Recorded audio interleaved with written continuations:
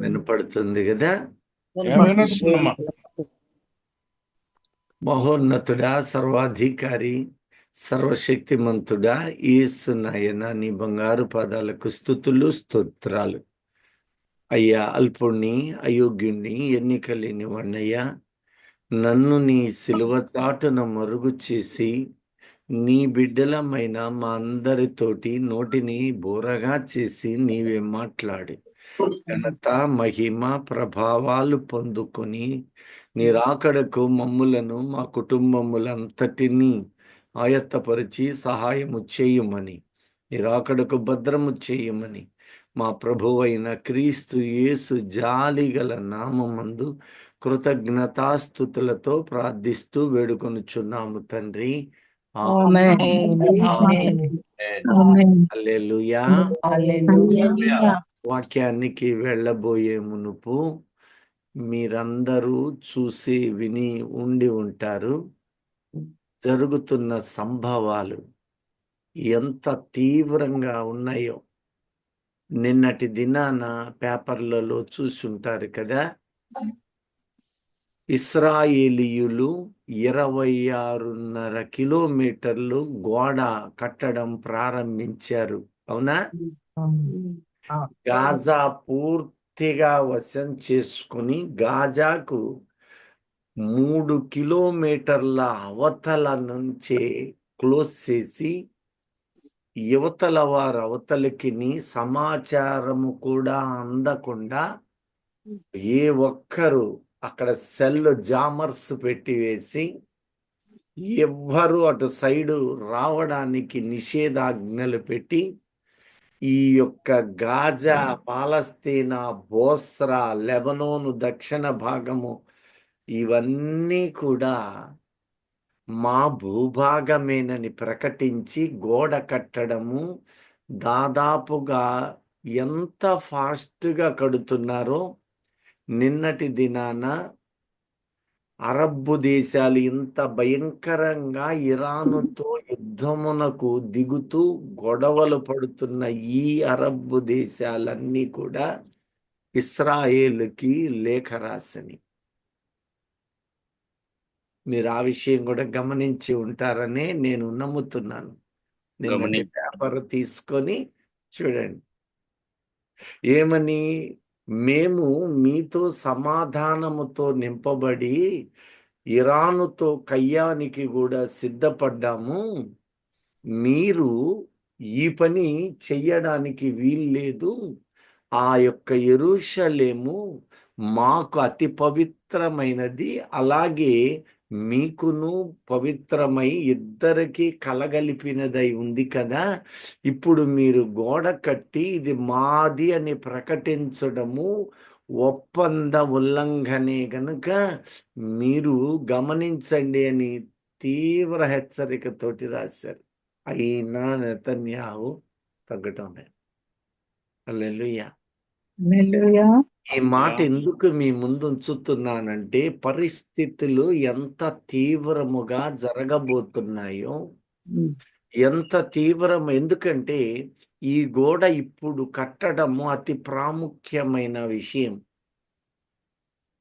ఈ అమెరికన్ పార్లమెంటులో వీళ్ళు ఒక వర్గము డెమోక్రాట్స్, అలాగే మిగతా వర్గాలు 4 సంవత్సరాలు ఆ అధ్యక్షుడు పాలన చేస్తే అందులో 2 సంవత్సరాలు సంపూర్ణ అధికారముతో చలాయిస్తాడు. తర్వాత 2 ఏళ్ళు రాబోయే అధ్యక్షుని కొరకై ఇంటర్నల్ గా ఎలక్షన్స్ ప్రారంభిస్తారు. ఇంతకు మునిపే మీకు ఈ విషయాన్ని నేను తెలియచేశాను. ఈ ఏకచక్రాధిపత్యం అనేది కోల్పోయి వీళ్ళందరూ గెలిచిన అతని అధ్యక్షతన ఒప్పందముతోటి ఇక మీదట బిల్లులు, ముఖ్యమైన బిల్లులు అనుమతి పొందాల్సి ఉంటుంది. ఇప్పుడైతే ఈ సంవత్సరము నవంబర్ చివరి వరకు అధ్యక్షుడు సంపూర్ణాధికారి, ఎందుకంటే అప్పటికి 2 ఏళ్ళు అవుతాయి. అందుకని ఈ గాజాని ఎన్ని నిధులు ఇవ్వాలో, ఎంత నిర్మాణము జరగాలో అమెరికా నుంచి వచ్చిన ఆ అధ్యక్షుడు కుమ్మరించడం ప్రారంభించాడు. నిర్మాణాలు కూడా ఎంత వేగంగా అవుతున్నాయో మనము చూస్తూనే ఉన్నాం. ప్రాముఖ్యమైనది మనకొకటి, మీరందరూ ఎరిగిందే, యెరూషలేము దేవాలయమును వారు ప్రారంభించు క్షణాలే మనకు చాలా ముఖ్యమైనవి. మన కన్నులు వాటిని జాగ్రత్తగా చారిత్రక ఆధారాలతో వెతుకుదుముగాక. నిన్నటి దినాన నేను ఎంత ఆశ్చర్యం వేసింది, అక్కడ ఏం జరుగుతుందో లోకానికి తెలియకుండా కిలోమీటర్ల కొద్దీ వాళ్ళు కట్టిన అవతలకు 3 కిలోమీటర్లు, యువతల వాళ్ళు అటు గాని ఇటు గాని ఆ ప్రాంతంలో జరుగుతున్నది ఏదో తెలియకుండానే వాళ్ళంత పగడ్బందీగా చేసి ఇప్పటికీ 26.3 కిలోమీటర్లు వాళ్ళు కట్టారు. ఇక మిగిలింది మరి ఎవరు అందించారు? ఇక్కడ వాళ్ళు అక్కడికి, అక్కడ వాళ్ళు మొత్తానికి ప్రపంచానికి ఇస్లామీయులకు అందగానే ఇంత ఇరానుతో యుద్ధమవుతున్న వీళ్ళు ఒక్కసారి ఆగ్రహవేశాలకి లోనయ్యారు. ఇదే అన్యులందరినీ ఏకం చేసే ప్రక్రియ. 3వ దేవాలయ అంశము క్రీస్తు విరోధికి అవకాశము ఈ క్షణాలు మనము గమనించాల్సి ఉన్నది. సరే, దేవునికి మహిమ కలుగును గాక. ప్రియ దైవజనమా, ప్రకటన గ్రంథము, మన వాక్యానికి వద్దాము. ప్రకటన గ్రంథము 13వ అధ్యాయము 16వ వచనములో మనము మొదటి మాటను ధ్యానించాము. కుడి చేతి మీద అందరినీ ప్రశ్నలు అడుగుతున్నాను గనుక దయచేసి అందరూ ఏకీభవిద్దాం. ఆత్మీయులం అందరము. అందరూ తమ కుడి చేతి మీదనైనను తమ నుసుక మీదనైనను ముద్ర వేయించుకొనున్నట్లు బలవంతము జరుగుతున్నది అన్నప్పుడు, ముద్ర అన్నప్పుడు ఒకటి భౌతికముగా మనము చూస్తున్నాము, కానీ బైబిలు కుడి చేయి అన్నప్పుడు ఆ కుడి చేతిని ఆత్మ సంబంధముగా పలుకుతున్న మాట. దేవుని కుడి చేయి అన్నప్పుడు ఏమని తెలుసుకున్నాము? దేవుని ఆత్మ మరియు పరిశుద్ధాత్ముడై ఉన్నాడని మనము తెలుసుకున్నాము. ఇప్పుడు మన కుడి చేయి అన్నప్పుడు ఇక్కడ మన సంఘాలలో ప్రార్థన చెయ్యండి ఆశించండి అని పౌలు కూడా పవిత్రమైన చేతులెత్తి అన్నాడు. ఆ మాటకు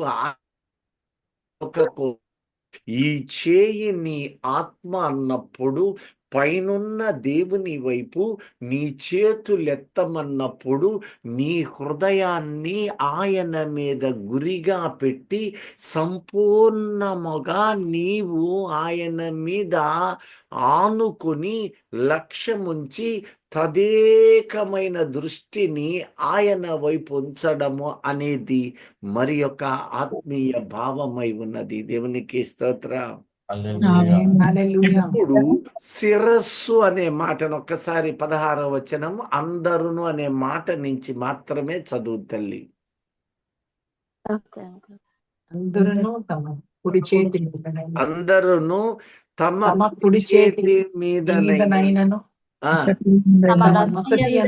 తమ నొసటి యందైనను ముద్ర వేయించుకొనున్నట్లును. ఆ ముద్ర అనగా ఆ మృగము పేరైనను దాని పేరిట సంఖ్య అయినను గలవాడు తప్ప క్రయ విక్రయ కార్యములు చేయుటకు మరి ఎవనికిని అధికారము లేకుండానట్లును అది అది వారిని వారిని బలవంతము చేయుచున్నది. ఇప్పుడు అది బలవంతము ఈ కాలములో చేయుటను మనము చూస్తున్నప్పుడు మనము ఎంత భయానకమైన పరిస్థితులు మన కళ్ళ ముందున్నాయో మనము గుర్తించగలుగుతాం. ఇంకా బలహీనతలు, ఇంకా శోధనలు, ఇంకా శరీర కార్యాలు, ఇంకా లోక సంబంధమైన వాటిలో చిక్కుకోవద్దు. నీవు జాగరూకుడవై ఉండుము. అంటే అత్యంత శ్రద్ధతో వెతుకుచు నీవు నీ ఇంట నీ హృదయములో సమస్త గృహములో ఏ విధమైన మలినమున్నా వాటిని పారద్రోలుచు పవిత్రురాలైన కన్యకగా సమస్తమును శుద్ధి చేసుకునే మనస్సు దేహము మనము కలిగి ఉండే తీరాలి. దేవుని కొరకు నిరంతరము ప్రయాసలలో ఆనుకునే విధానం ఉండాలి.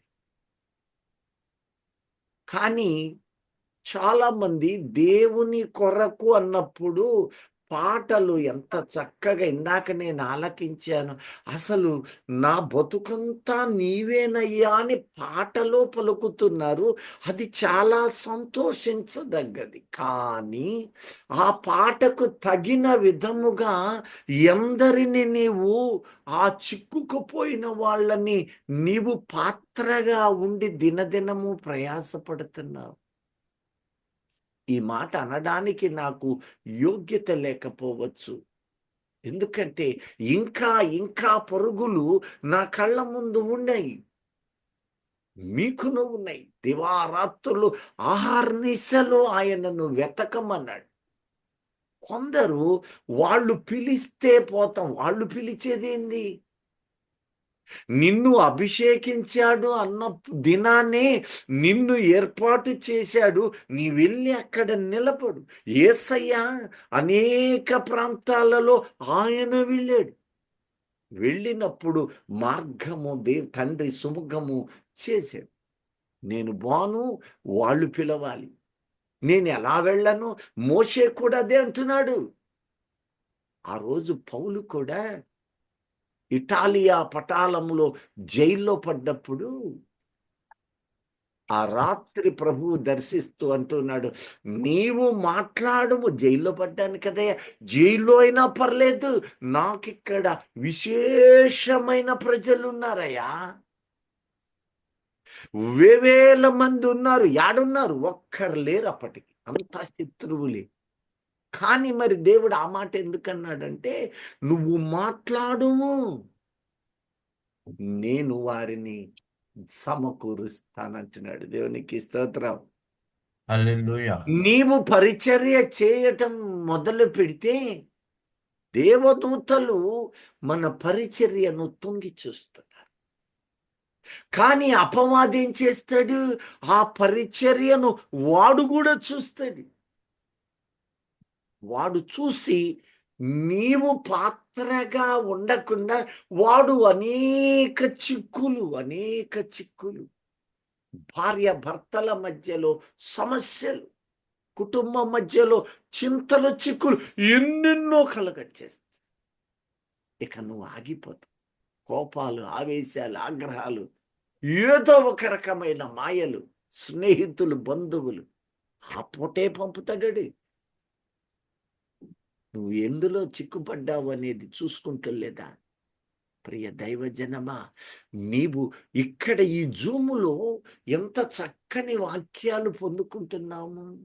ఆ పొందింది ఒక నాణ్యము తీసుకుని సంచిలో గోతిలో పెట్టిన వాని రీతిలో అనేక మంది ఉండిపోయినట్లయితే అది ప్రయోజనకారి ఎంత మాత్రము కాదు. బాకా ఊదుడి, బాకా స్వరము విని కూడా రాకపోతే వినిన వానిని నేను విమర్శిస్తాను, నీ మీద నేరారోపణ పెట్టను.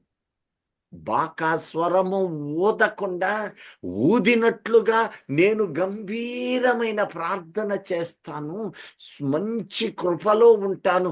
మంచిది, అది నీ వరకే. కానీ రేపు విమర్శను ఎదుర్కొంటావు, నీవైనా నేనైనా. శక్తి వంచన లేకుండా నీవు అడుగు ముందుకు వేసి ఆయన పాత్రగా నీవున్న నాడు ఆయన నీ యందు ఎంత ఆనందిస్తూ ఉన్నాడో. దేవునికి స్తోత్రం. హల్లెలూయా. హల్లెలూయా. హల్లెలూయా. కాబట్టి దిన ప్రమాణములో ఎప్పుడు తన తన తన తన పనుల మీద నిమగ్నమయ్యి ఆయుష్ దాటిపోయి వృద్ధాప్యం వచ్చిన తరువాత, కాళ్ళు చేతులు కుంగిపోయిన తరువాత, దేహము సొల్లొదిన తరువాత నేను నీ సేవ చేస్తానయ్యా అంటే నీ దేహమే నువ్వు కాదు కూర్చోమని చెప్పటం లేదా? ప్రియ దైవజనమ, ఊపిరుండగానే ఆయన పిలుపు వచ్చి దర్శనం వచ్చినప్పుడు, ఆయన పిలిచినప్పుడు నీవు నమ్మకమైన సేవకులు ఎందరో గతిస్తూ ఉన్నారు, పాపములో నశిస్తూ ఉన్నారు, అక్రమాలలో దోషాలలో పడిపోతూ ఉన్నారు. నీవు వాడి దగ్గర ఉన్న ప్రజలను నీవు దేవుని యొద్దకు మార్చమని దేవుడు నీకు అవకాశాన్ని ఇస్తున్నాడు. ఎందరికో దొరకని భాగ్యము మనకు దేవుడు అనుగ్రహిస్తూ ఉన్నాడు. దేవునికి స్తోత్రం. హల్లెలూయా. అదే సమయంలో అపవాది కూడా వాని ముద్ర వేయడానికి, అనగా విశ్వాసులైన క్రైస్తవులైన దేవుని ప్రజలైన వారి మీద తమ యొక్క ముద్ర వేయడానికి, అనగా ఆ శిరస్సు మీద వాడి ముద్ర వేయడానికి వాడు చేయని ప్రయత్నము లేదు. కానీ ఆశ్చర్యం ఏందో తెలుసా? నీవు పగటిపూట సేవ చేయడానికే నువ్వు బద్ధకస్తునిగా ఉన్నావా? బద్ధకస్తురాలిగా ఉంటున్నావా? నీ రక్త సంబంధం, నీ బంధువులు, నీ స్నేహితులు, నీ బిడ్డలు ఇక్కడి నుంచి అయినా నువ్వు పునాదులు లేపలేకపోతే వాడు లేదు, దివారాత్రులు రాత్రింబవళ్ళు నేరారోపణలు చేస్తూనే ఉన్నాడట. ఈ మాట ప్రకటన 12లో విస్పష్టంగా తెలియచేశాడు. రాత్రింబవళ్ళు మన మీద నేరారోపణ, వాడసలు నిద్రేపోడు. ఎక్కడ దొరుకుతావా? దేవుడు ఎలాగూ ఆయన కునుకడు నిద్రించడని రాయబడి ఉందో, శత్రువైన అపవాది కూడా నీవు ఎందులో దొరుకుతావా, నీ మీద వాని ముద్ర వేయాలా అని వాడు నిరంతరము గర్జిస్తూ ఉంటాడు. వాడి గర్జనకు నీవు దొరకకూడదు. వాడు గర్జిస్తుంటాడు దైవజనమా. ఆ గర్జన ఏమిటి అన్నప్పుడు సమయము మింగటమే. నీవు దేవునితో నడుస్తున్నప్పుడు, నీవు ప్రార్థన చేస్తూ ఉన్నప్పుడు, నీవు విశ్వాసిగా ఉన్నప్పుడు వాడు నిజోలు రాడు. గుర్తుపెట్టుకోండి. ఎప్పుడు వస్తాడో తెలుసా? వాడి దగ్గర, వాడి కంచెలో ఉన్నాడు పట్టుకుంటావు కదా. నీలో ఉన్న పరిశుద్ధాత్ముడు, నీవు వెలిగించబడ్డావు కదా. నీవిప్పుడు ఏం చెయ్యాలో తెలుసా? చీకటి మరణాంధకారాలలో మూగబోతూ, ద్రోవ తెలియక అల్లాడుతూ, లోకాన్ని ప్రాధేయాలలో పరుతుకుతూ పరిగెత్తుతూ, సహాయము లేని ప్రజలు, రక్షణ లేని వాళ్ళు ఎందరో గాఢాంధకార ప్రజలు ఉన్నారు. నువ్వు వాళ్లను నీలో ఉన్న నా ఆత్మ ద్వారా పట్టుకోమంటాడు. ఇప్పుడు నీలో ఉన్న ఆ ఆత్మ అగ్ని వాడికి సెగదగులుద్ది. అప్పుడు లేస్తాడు. నువ్వు నా జోలేస్తావా?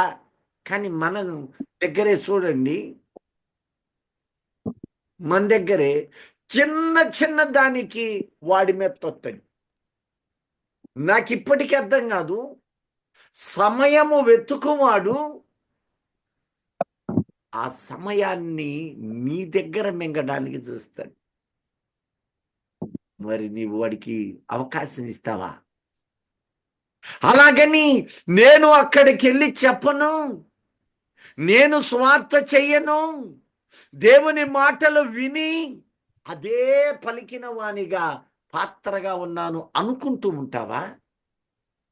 నిజము ఆయనకి తెలుసు కదా. మరి ఏమంటాడు? ఆ రోజున మన పరిస్థితి ఏమవుతుంది? బాక ఊదువారమై ఉందుముగాక. Amen. ఆ బాక నీ నోటిని బూరగా చేసుకొని ఓయన మాట్లాడుతాడు, నీకు అందిస్తుంటాడు. కానీ అపవాది వాడి ముద్ర, ఆయన ముద్రను చెరిపి వాడు ముద్ర వేయడానికి చూస్తాడు. ఆ మాట ఇక్కడ కనపడుతుంది. అయితే ఎక్కడేస్తాడు ఇప్పుడు? నుసుట. ఇక్కడ నుసుట అంటే దీన్ని ఏమంటారు ఇంగ్లీష్ లో? ఫోర్ హెడ్ అంటారు. ఫోర్ హెడ్ అయినా 5 హెడ్ అయినా హెడే కదా. ఇప్పుడు ఇదంతా హెడ్ అండి. ఇక్కడేస్తే కనపడుద్దా? ఇక్కడేస్తే ముందు పక్క ఉంది కాబట్టి ఇక్కడ ఆస్తాడు, ఇక్కడ కనపడుద్ది. ఆ రోజు కయ్యనికి శాపగ్రస్తుడిగా మార్చబడిన తరువాత యెహోవా అతని నుదుటి మీద ఒక ముద్ర వేసాడు.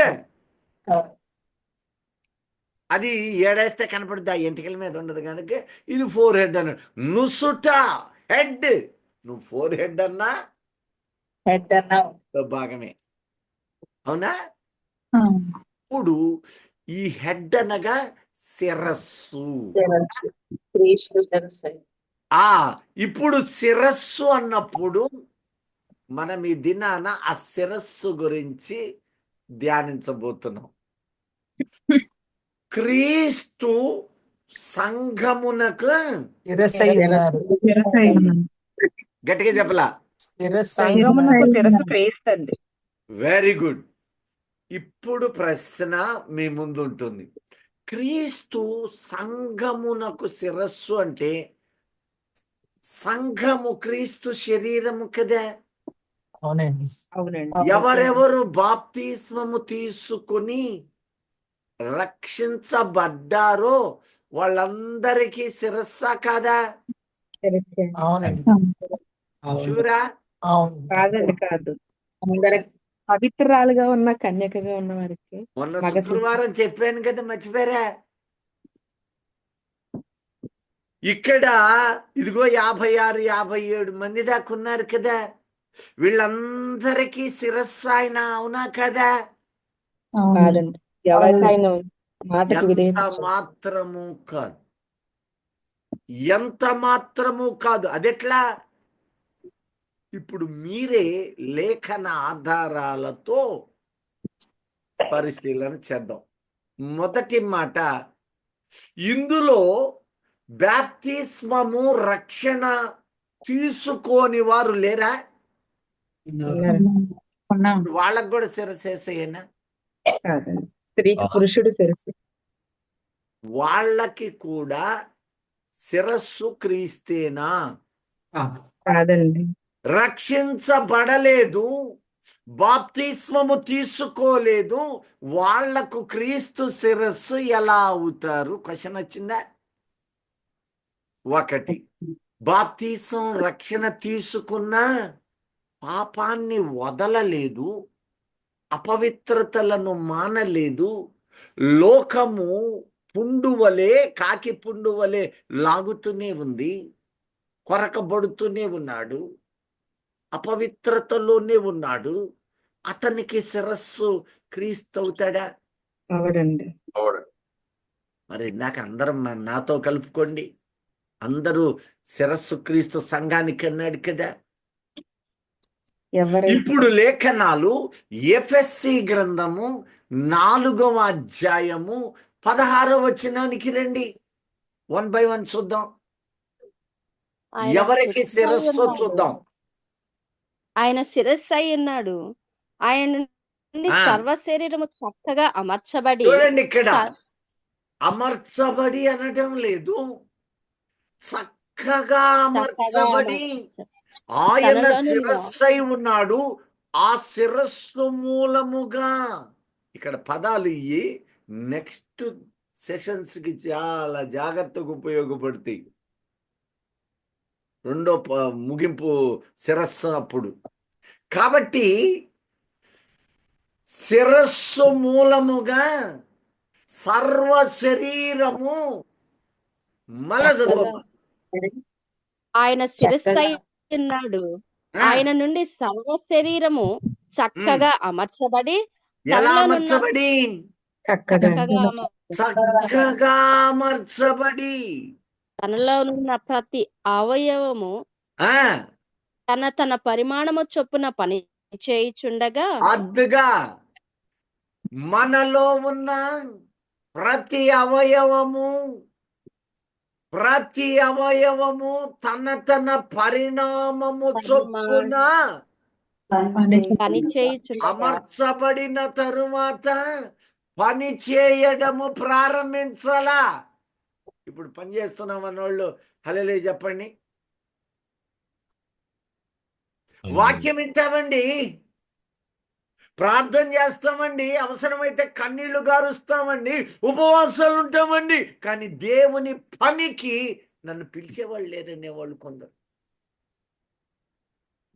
వాళ్ళెవరో పిలిస్తే చేస్తామనేవాళ్ళు కొందరు. దైవజనమా, శరీరానికి వయసు ఉంటది, ఆత్మ ముసలితనం ఎలా ఉంటది? ఉంటదా?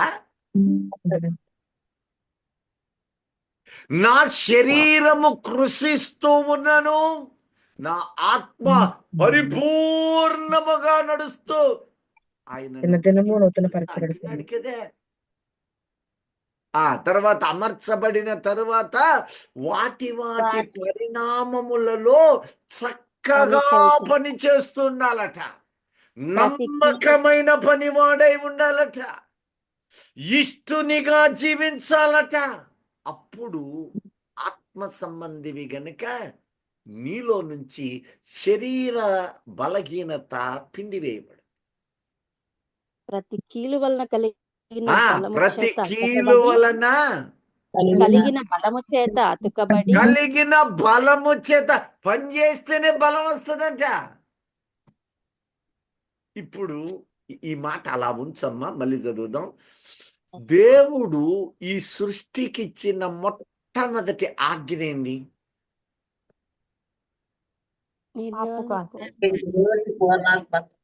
అమ్మా వినపడ ఈ దేవుడే పూర్ణాత్మతో అవునా? సృష్టి ఇంకా మత్తయి 22:37 ఉన్నాయి. అమ్మా నా తల్లి బాగా చెప్పావు. ఇంకా మొట్టమొదట అన్నప్పుడు మీరు మత్తయి జోలి బాబాకండి. అది నీవు ఓ ఆదామా పాపం జరిగిందయ్యా, ఇప్పుడు నువ్వు చేయాల్సింది ముళ్ళ తుప్పలు గచ్చ పొదలు మొలుస్తున్నాయ్యా, నేలకు తిరిగి చేరు వరకు సేద్యము చేయాలయ్యా, నీవు చెమటోర్చి నీవు పని చెయ్యయ్యా అన్న కాయుటకు కూడా అవకాశం. ఇదే కదా చెప్పింది.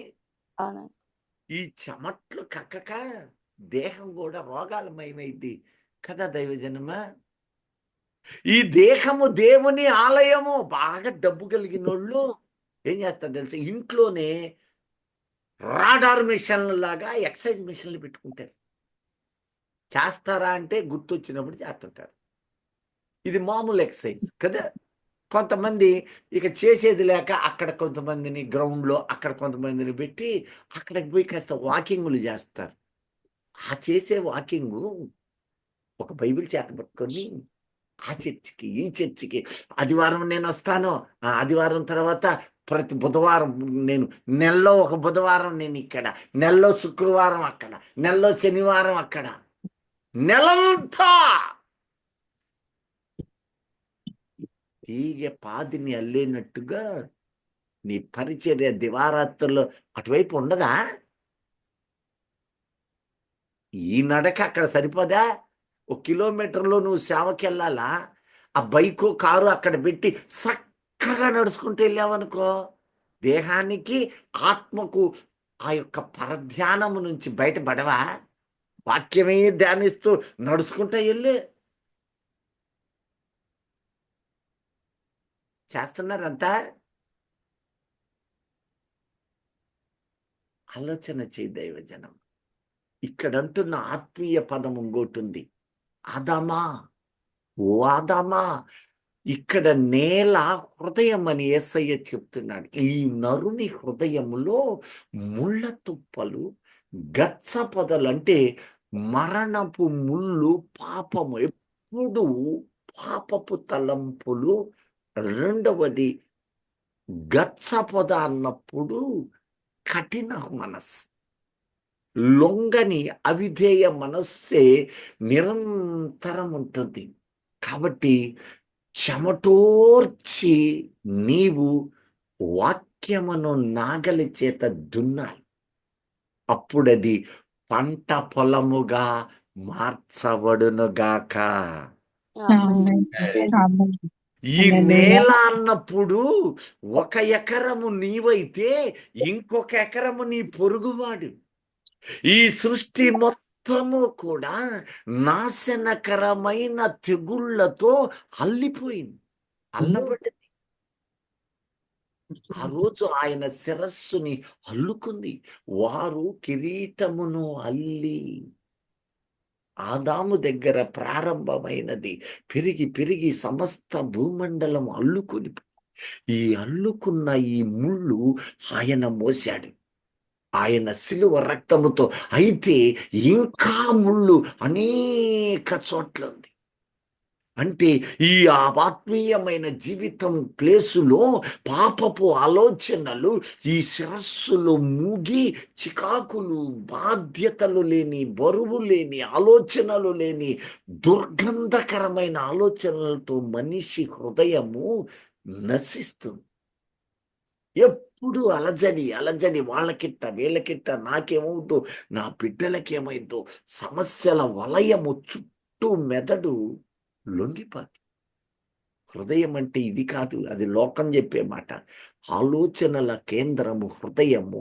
హృదయ ఆలోచనలు అన్నాడంటే ఇర్మియా 17లో ఆలోచనలు పుట్టేది ఎక్కడా? హృదయములు. ఎక్కడుంది? ఇక్కడ. ఇక్కడ 2 ఉంటాయి. ఎన్ని ఉంటాయి హృదయాలు? ఒకటి హృదయము, ఒకటి మనస్సు. మెదళ్ళు ఎన్ని ఉంటాయి మనిషికి చెప్పండి? 1, 2. పెద్ద మెదడు, చిన్న మెదడుకి మెడుల్లా బ్లాంగేట. ఇది ఎప్పుడు ఆలోచనలు చేస్తుంది, ఇదేం కోపం ఉంచుతా ఉంటుంది ఒక్కోసారి.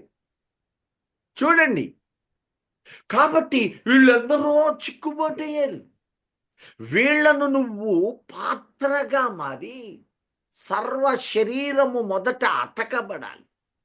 ఈ అతకబడ్డ నీవు పని చేయొచ్చు. దేవునికి ఇష్టమైన యాగం అది. ఓ రోజు మీరు ఎరగందా,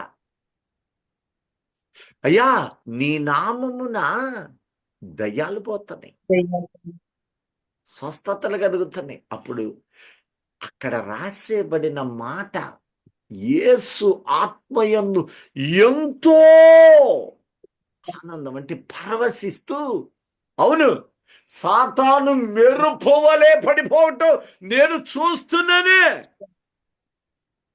నీ ద్వారా ఆయన ఎంత ఆనందిస్తున్నాడు, ఎంత సంతోషిస్తున్నాడు. ప్రియ దైవజనమా, ఆలోచన చెయ్యి. నీ జీవితము పాత్రగా ఉండాలి, ఆయనకిష్టమైన రీతిగా ఉండాలి. అయితే ఇక్కడ శిరస్సు అనగానే సంఘములో 3 రకాలుగా కనపడుతుంది. ఎవరికి ఎవరు? యేసయ్య సంఘమునకు శిరస్సు అన్నప్పుడు ఆ సంఘము, ఆ ప్రజలు ఎలా ఉండాలి? ఆత్మీయతలో పూర్తిగా నింపబడుతూ, నీ ప్రార్థన విశ్వాసాలు ఎదుగుతూ, చీకటి కలిగిన వారిని వెలుగులోనికి మార్చు పత్రికగా మార్చబడుదువుగాక. మరొకసారి హల్లెలూయా. హల్లెలూయా. ఇప్పుడు కొలస్సి 1:18కి రండి. ఇంకొక మాట కొంచెం విశదపరుస్తున్నాడు చూడండి. సంఘమను శరీరమునకు ఆ ఆయనే శిరస్సు. ఇక్కడ చూడండి, ఈ మాట తలుచుకోగానే ఆహా, ఇక సంఘమను శిరస్సు. కానీ ఈ సంఘంలో అందరికీ శిరస్సు అయి ఉంటాడు అనుకుంటే అక్కడ మనం పొరపాటు పడ్డట్టే. నీ మనస్సు, నీ శరీరము, నీ తలంపులు అన్నీ దుఃఖపడిన రీతిలో క్రీస్తుతో బతికి ఉండాలి. నీవు క్రీస్తుకి పోలిన వ్యక్తిత్వం నీలో ఉండాలి. అలా ఉన్న వారి గురించి ఇప్పుడు ఇంకొక మాట అంటున్నాడు. సంఘము అను శరీరమునకు, శరీరం దేనికి దానికి వేడి వేడి ఉంటుంది కదా, అతకబడి ఉంటుందా దేహానికి? శరీరము శిరస్సు నుంచి అతకబడి ఉంటుందా, దేనికి దానికి విడివిడిగా ఉంటుందా అంటున్నా? అతకబడే ఉంటుంది. ఈ అతకబడినటువంటి ఈ ప్రజలకు నేను శిరస్సుని అన్నాడు. ఇప్పుడు ఏమంటున్నాడు చూద్దాం. 1 కొరింథీ 10:4 చూడండి. ఇంకో చక్కని మాట అంటున్నాడు. అందరూ ఆత్మ సంబంధమైన ఒకే పానీయమును పానము చేసిరి. అదిగా ఒకే పానం చేశాం, నువ్వు నేను మనందరం ఒకటే. అయితే 11:3కి రండి. ఇప్పుడు విడమరి అంత చెప్పి చిన్నగా సంఘాన్ని, ఆ క్రమాన్ని 3 పాత్రలుగా చూపిస్తున్నాడు. ఎవరికి శిరస్సు? రక్షించబడ్డ వాళ్ళక, రక్షించబడకుండా ఉన్న వాళ్ళక, రక్షించబడ్డాక కూడా అపవిత్రతలో బ్రతుకుతున్న వారికి నేను శిరస్సునా, ఎవరికి నేను శిరస్సుని? బాప్తిసం తీసుకొని మునిగి లేవగానే ఇక మా పాపాలు కూడా మునిగిపోయినాయి, నేను లేచాను అని ఎవరైనా అంటే ఒప్పుకుంటావా? శిరస్సు ఎవరికి? చూడమ్మా. ప్రతి పురుషునికి శిరస్సు క్రీస్తనియు, ఒకటి స్త్రీకి శిరస్సు పురుషుడనియు. అద్దుకో చాలమ్మ. ఇప్పుడు 3 విభాగాలైంది. స్త్రీకి పురుషుడు శిరస్సు. ఎవరు? స్త్రీ అంటే స్త్రీ అంటే కనిపించిన ఇక్కడ స్త్రీమూర్తులు కాదమ్మా, అది భౌతికంగా. ఇది పట్టుకొని స్త్రీ ఇట్ట చేయకూడదు, స్త్రీ అట్ట చేయకూడదు, స్త్రీ ఎట్టట్టో చేయకూడదు అనేవాళ్ళు చాలా మంది ఉన్నారు. అది కూడా నేను ఆత్మీయ లోతుల్ని మీ ముందు ఉంచుతా. ఇప్పుడు దాని గురించి విషయం కాదు గనక, స్త్రీ అన్నప్పుడు ఇప్పుడు నేను ఎవరిని భూమి మీద? బాగా చెప్పావమ్మా. మొదట నేను స్త్రీ సంఘమే, నేను స్త్రీనే. క్రీస్తు నా పురుషుడు, నేను ఇక్కడ ఎవరిని? స్త్రీ. ఇప్పుడు మేము స్త్రీలము, క్రీస్తునందు వధువు సంఘం అన్న వాళ్ళు దేవునికి స్తోత్రం చేద్దాం. హల్లెలూయా. రాట్లా అక్కడ ఒక ఇద్దరు హల్లెలూయా పోస్ట్ ఉన్నారట, వాళ్ళు అసలు మూసేశారు, మేము పురుషులు అన్నట్టు. చెప్పాలా? అది భూమి మీద మనందరము కూడా ఆయన వరుడై ఉన్నాడు, తన వధువు సంఘమై ఉన్నాము. మనము స్త్రీ అనగా సిద్ధపడినటువంటి వధువు సంఘమై ఉన్నాము. ఇప్పుడు అందరమునా? ఇక్కడ ప్రశ్న. స్త్రీకి పురుషుడు, ఇప్పుడు మనలోనే పురుషుడు ఉన్నాడు. పురుషుడు అనగానే మీ ఆలోచనలు, స్త్రీకి పురుషుడు అనగానే ఆడు కుమారుడై ఉండొచ్చుగా, అన్నయ్య ఉండొచ్చుగా, తండ్రి అయి ఉండొచ్చుగా. కానీ మన మైండ్లో ఏమొచ్చుద్ది? స్త్రీకి పురుషుడు శిరస్సు అనగానే భర్తే ఫిక్స్. చూసారా? ఎందుకని అక్కడ స్త్రీ అన్నాడు, ఇక్కడ పురుషుడు అన్నాడు. కానీ ఇక్కడ బంధుత్వాన్ని అలా ఉంచితే ఈ సంఘమును స్త్రీలో నుంచి పురుషులు ఉన్నారు. మగ శిశువు. అంటే ఎవరు?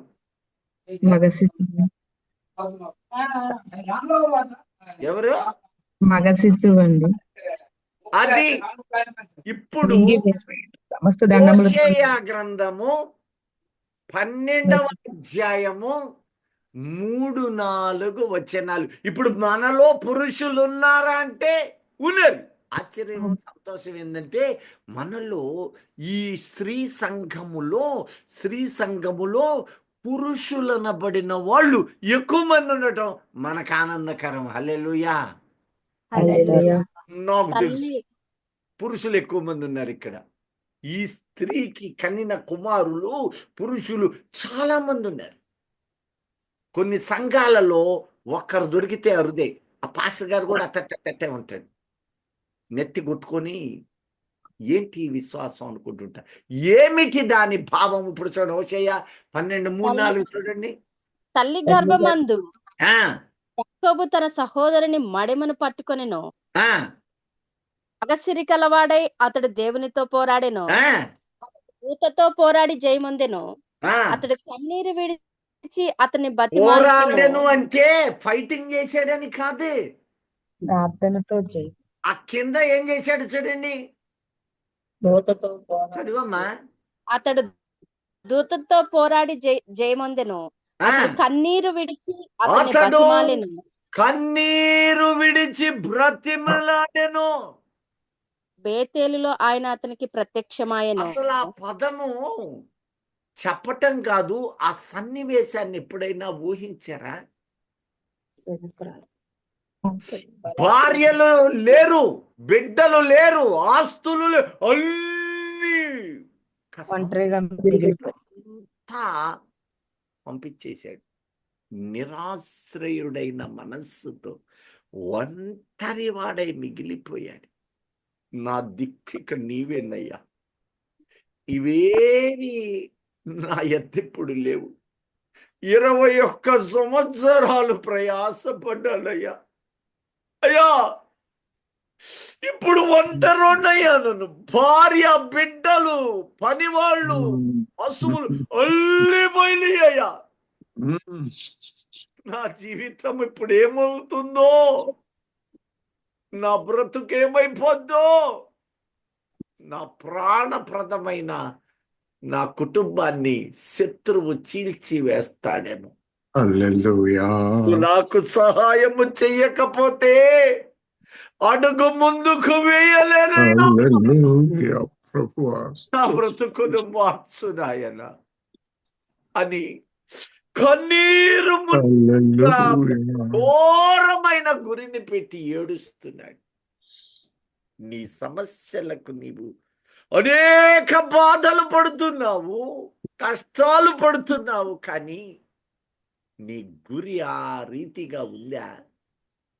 ఈరోజు ఆత్మదేవుడు సూటిగా అడుగుతాడు. నీవెంతటి గురి? పోరాటమట దానికి పెట్టిన పేరు. పోరాడుతూ ఉన్నాడు, ఏడుస్తున్నాడు. ఒంటరి వాడనయ్యా. నా పక్కన ఎంతమంది ఉన్నా నీవు నాకు లేకపోతే అది శూన్యమైపోయిందంటూ ఆయన కాళ్ళు పట్టుకొని ఏడుపు ఆపకుండా కేకలు మూలుగులతో ఏడుస్తుంటే ఆయన ప్రేమామయుడు కదా, నిబంధన దూత కదా, వదిలించుకోవడానికి తెల్లారిపోయిందట. ఇక ఆయన తొడగూటి మీద కుట్టడం ద్వారా అక్కడ విడిపించుకున్నాడు. అంతేకాని అలాగే ఉంటే తెల్లారిపోయేదే. ఎంత గొప్ప విశ్వాసం! ప్రియ దైవ జనమా, ప్రకటన 12:5 ఇదే మాట అంటూ ఉన్నాడు. సమస్త జనమును ఇనుపదండముతో ఏలనయున్న ఒక మగ శిశువు. ఆమె కనగా. చూసారా? చదవమ్మా మాట. సమస్త జనములను ఇనుపదండముతో ఏలనయ్యున్న యొక్క మగ శిశువును ఆమె కనగా ఆ అదిగా మగ శిశువు దేవుని ఇక్కడ యొద్దకును స్త్రీ సంఘం ఉన్నది, కానీ అందులోపల నుంచే ఇనుపదండముతో ఏలనయ్యున్న మగ సిరి కలిగిన వారు. అంటే మీసాల మేలేసే జనాంగం కాదు దైవజనమా. దేవుని ప్రార్థన ఇక ప్రార్థనకు కూర్చుంటే నీవు నేను ఒకటే. నా హృదయ తలంపులన్నీ నీలో రంగరిస్తూ ఉన్నాను, నీ వైపే చూస్తున్నాను, నా గురి పెడుతూ ఉన్నాను. దీనిని మగసిరి అని ఎందుకన్నారు అంటే, సాతాను తలంపులు, లోకము, లోక ఇచ్ఛలు, లోక సంబంధమైన వాటిని అన్నిటినీ ప్రతిరోజు గెలుచువాడు. నీ ప్రార్థన ద్వారా గెలిచే మనస్సు నీలోనికి, సంపూర్ణత నీలోనికి వచ్చిన నాడు నీ హృదయ ఆలోచనలలో దేదీప్యమానమైన వెలుగుగా నీవు నిలబడ్డ రోజు ఇక చీకటి ఉంటదా? అపవాదిని ఎదురించుట అప్పుడు నీ ఎదురు నుండి మగసిరి కలిగిన జీవితం. శరీరేచ్ఛలను ఎదిరించుట, గెలుచుట. ప్రతి దినము ఇది గెలుపు ఓటముల సముదాయమే. ఇప్పుడు ఇదే స్త్రీలలో నుంచి కొందరుంటారు లిమిటెడ్గా, ఇక నీవే దిక్కయ్యా, అయ్యా నాకు నువ్వే దిక్కయ్యా, నాకెవ్వరున్నా నాకు సొదపడదు, అన్ని సమస్యలే, బాధలే, ఇరుకులే, నువ్వుంటే నాకు చాలయ్యా. పాట పాడటం కాదు, పాటకు తగినట్లు తీరాలి. హల్లెలూయా. ఆ విధంగా నిలిచిన వాళ్ళు కొందరుంటారు. వాళ్ళని అంటాడు, ఈ స్త్రీకి పురుషులు కూడా ఉన్నారు, కుమారుడున్నాడు. సమస్త జనమును అట్టివాడు అపవాదికి లొంగడు సరికదా. అపవాది ఎడల పౌరుషము కలిగిన వాడై, పాపము ఎడల పౌరుషము కలిగిన వాడై, దౌర్జన్యము నొందని వాడై, పవిత్రురాలైన కన్యక ఇతగాని గురించి సిరిగలిగిన శిశువని ప్రకటిస్తున్నాడు. దేవునికి స్తోత్రం. ఆమేన్. హల్లెలూయా. ఇప్పుడు దేవుడు క్రీస్తు వీళ్ళిద్దట్లో ఎవరికి శిరస్సు?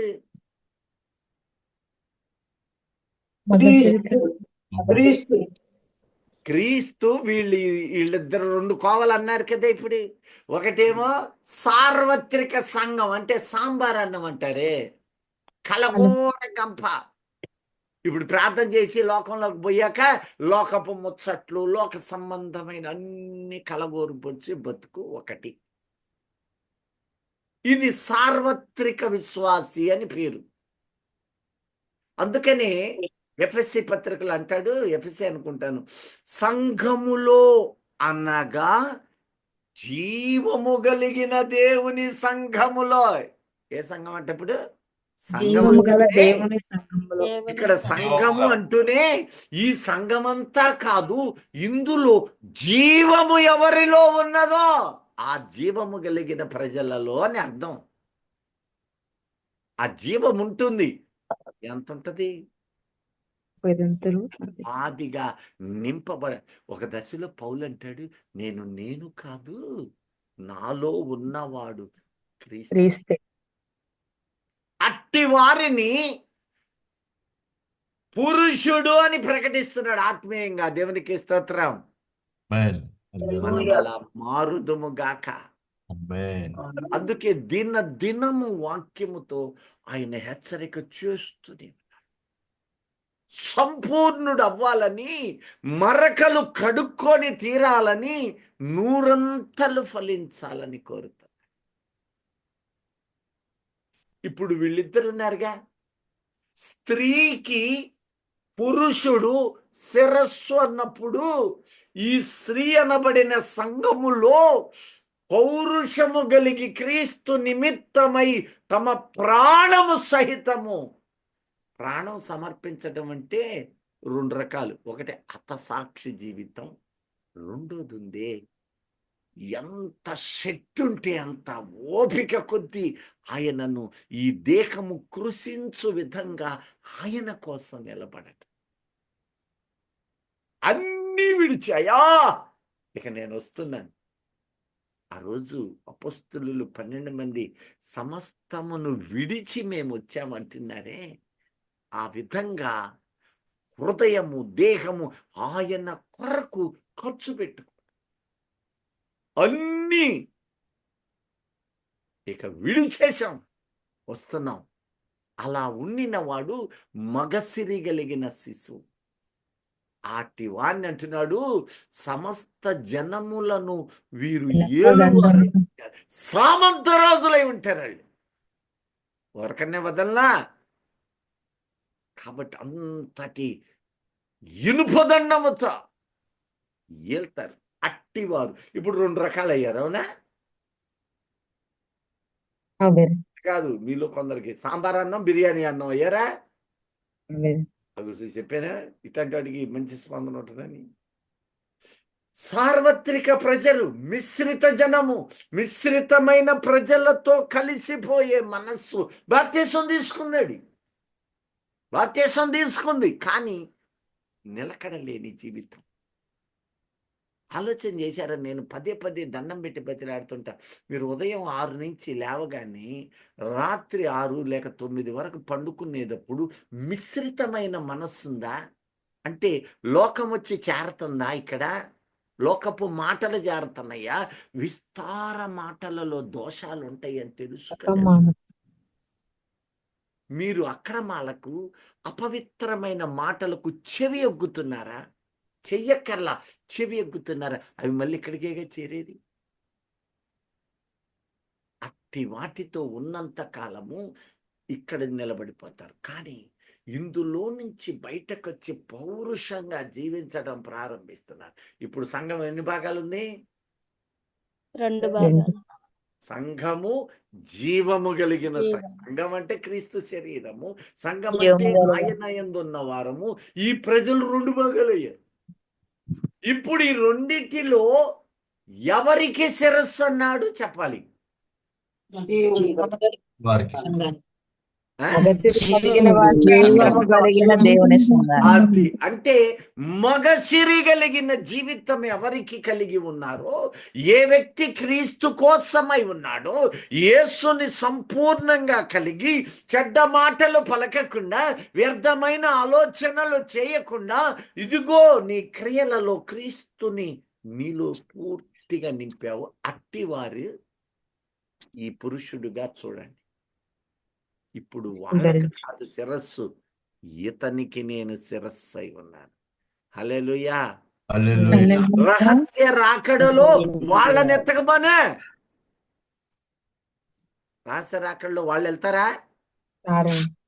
వెళ్ళరు. ఎవరు వెళ్తారు ఇప్పుడు? పవిత్రురాలైన కన్యక. కానీ నాకు పేరు, నాకు అంటే మనకు, మనలో ఇట్టివారికి పవిత్రురాలైన కన్యక అని పేరు.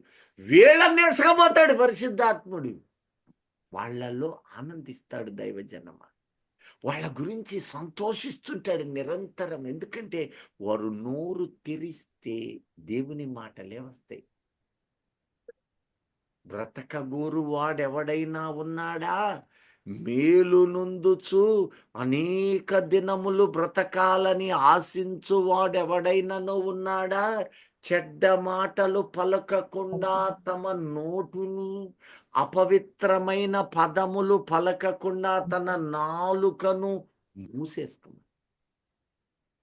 మూయబడిన పరమగీతాలు 4:12 అంటాడు కదా, జ్ఞానవనం సహోదరి నా ప్రాణేశ్వరి మూయబడిన ఉద్యానవనం, బయట నుంచి జోరీగలు, కందిరీగలు, అపవిత్రత, దోషాలు, చెడు మాటలు రాకుండా మూసివేసుకుందట. అది ఉద్యానవనం.